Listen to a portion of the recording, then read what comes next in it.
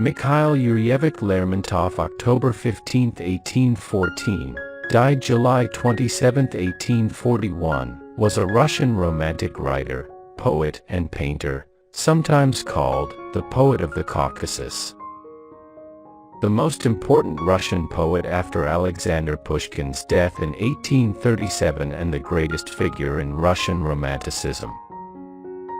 His influence on Russian literature is felt in modern times, through his poetry, but also his prose, which founded the tradition of the Russian psychological novel.